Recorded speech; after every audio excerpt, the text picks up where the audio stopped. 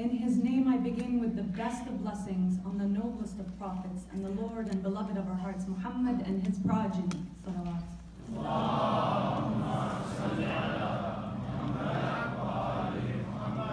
Respected scholars, elders, sisters, and brothers, Assalamu alaikum wa rahmatullahi wa barakatuh. Peace be upon you all. As a psychotherapist, I find it sad how although mental health, الصحة النفسية in Arabic, and psychology, علم النفس in Arabic, is rooted deeply in our own religious beliefs, yet it is still shunned within our communities.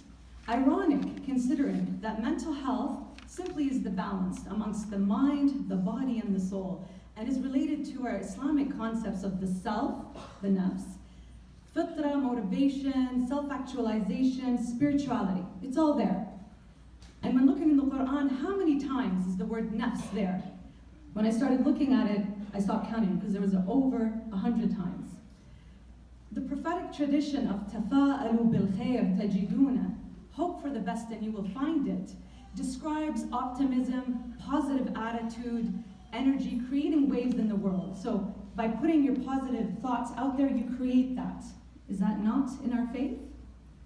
Now, after understanding this, briefly of what mental health is, because that's a whole other conference by itself, the statistics show that 1 in 5 Canadians suffer or struggle with mental health illnesses such as depression, anxiety, personality disorders, and possibly even suicidality.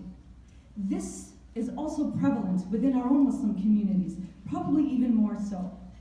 Yet people still refrain from getting the help that they need because of the concerns and the misunderstandings that we possibly have. Furthermore, according to Statistics Canada, the crimes against Muslims jumped 60% in the last year alone from 2015.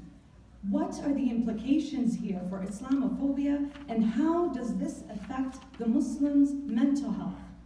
Well, it can lead to anxiety again, depression, or feeling fearful of going out into the community or being attacked, forcing people possibly to stay home, and especially the women who have the visibility of the physical hijab. And we have seen this alone in the last year. Here in Canada, we've seen this in the US, and we've also seen this in the UK. Again, this leads to isolation from going to work, going to school, being engaged in the greater community, possibly bullying at school for our youth, and just getting involved in the Canadian society as Muslims. So what does this isolation do? What does it create? It again leads to the depression, anxiety, and other serious conditions, yes, including suicidality. So how does one cope with the effects of Islamophobia or mental illnesses? Now, as a therapist, what am I going to say? I'm going to tell people, of course, please go to a therapist, seek help and support.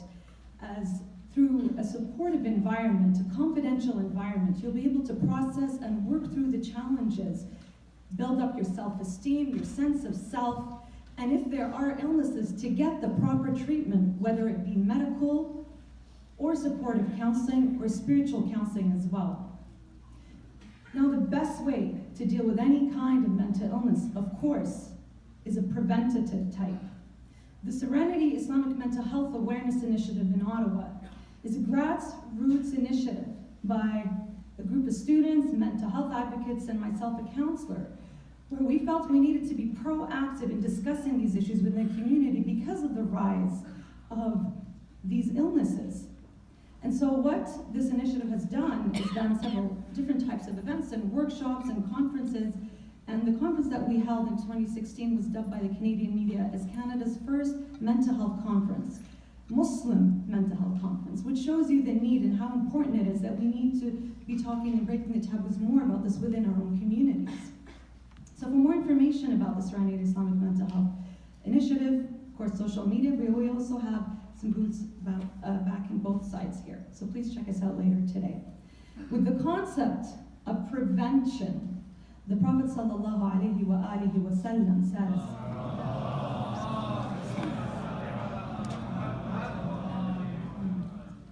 preventing illness is better than acquiring the medicine for the diseases. The Prophet himself, you could say, was a a psychologist or a counselor of some sort with this type of advice. Now, what does this mean?